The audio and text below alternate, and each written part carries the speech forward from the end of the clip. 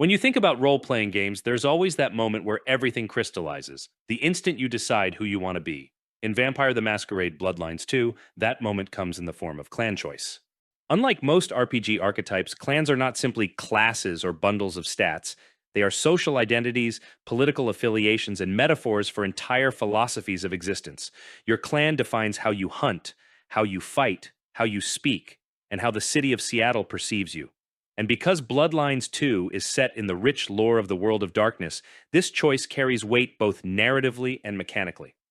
At launch, the Chinese room has confirmed 6 core playable clans: Brujah, Tremere, Ventrue, Banu Haqim, Toreador, and Lasombra. Each clan represents a radically different approach to the game, some aggressive, some subtle, some manipulative, some cerebral. In this video, we'll break them down, compare their strengths and weaknesses, and ultimately answer 2 key questions. Which clan is best for new players, and which is best for those who want a deeper, more demanding experience? The Brujah are the warriors, anarchists, and rebels. They excel in direct combat, relying on brute strength and brawling prowess to dominate encounters. Their playstyle is aggressive and straightforward, making them appealing to anyone who wants immediate power and quick gratification. The downside is their lack of subtlety. Brujah are not about finesse, and their dialogue options often reflect their hot-blooded nature, direct, sometimes reckless, but always impactful. The Tremere are the scholars of blood magic, wielding thaumaturgy to devastating effect. Mechanically, they require resource management and careful planning, since their sorcery is powerful but draining. This makes them a high-risk, high-reward option, perfect for players who enjoy strategic thinking. Narratively, Tremere carry an air of secrecy and mistrust. Their reputation in kindred society often makes interactions fraught with tension, adding another layer of complexity to role-playing them. The Ventrue, sometimes called the Clan of Kings, embody dominance and aristocracy. Their abilities center on control, resilience, and crowd manipulation.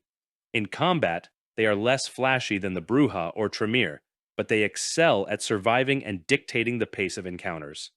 In dialogue, they often receive unique options tied to authority, intimidation, and command. For players who enjoy being the center of gravity in both story and gameplay, Ventrue deliver an experience of power carefully maintained. The Banu Haqim, newcomers to the Bloodlines franchise, are assassins and judges. Their powers emphasize stealth, precision strikes, and efficient elimination of targets. Playing as Banu Haqim means approaching encounters with patience, setting up kills, moving silently, and punishing mistakes with lethal efficiency. But this comes at a cost. If stealth fails, their fragility compared to more resilient clans can be punishing.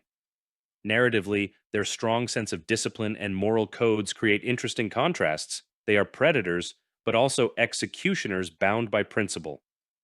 The first wave of DLC introduces the Toreador and Lasombra, 2 clans that offer strikingly different experiences. The Toreador are artists, lovers, and predators of beauty. Mechanically, they emphasize speed, grace, and fluid combat, rewarding players who enjoy mobility and flair. Narratively, they are natural social chameleons, often charming their way into or out of situations. Playing Toreador feels like blending art with violence, a performance as much as a hunt. The Lasombra, in contrast, are the masters of shadows. Their discipline of obtenebration allows them to manipulate darkness itself, creating a playstyle centered on control, fear, and area denial. Mechanically, they are more demanding than Toreador, requiring map awareness and careful timing. Narratively, Lasombra embody ambition and intimidation, often casting a long shadow, literally and metaphorically, over every scene they enter. What makes Bloodlines 2 even more fascinating is the blood resonance system. Feeding isn't just about restoring health, it's about adapting your powers to new contexts. Drinking from different mortals infuses your character with resonances tied to emotions: anger, fear, desire, or joy.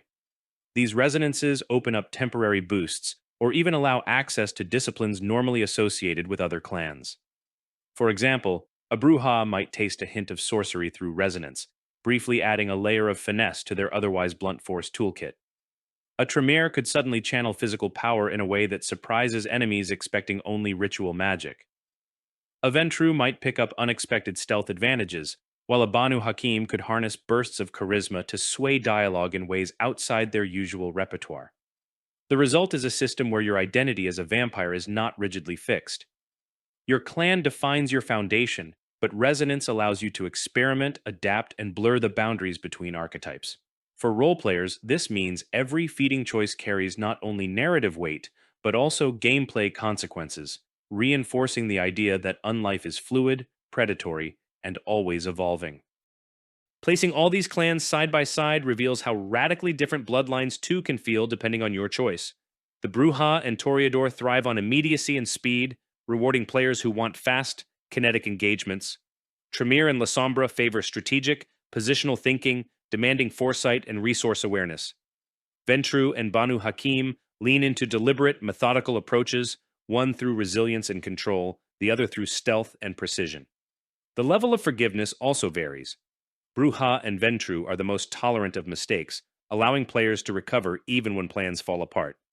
Toreador and Lasombra sit in the middle, requiring awareness but still offering room to improvise. Tremere and Banu Haqim are far less forgiving. Mismanaging blood or breaking stealth can unravel entire encounters. Dialogue and roleplay mirror these trends. Brujah and Banu Haqim lean into intimidation, Tremere into knowledge, Ventrue into authority, Toreador into charm, and Lasombra into dread. Even environments shape the experience differently.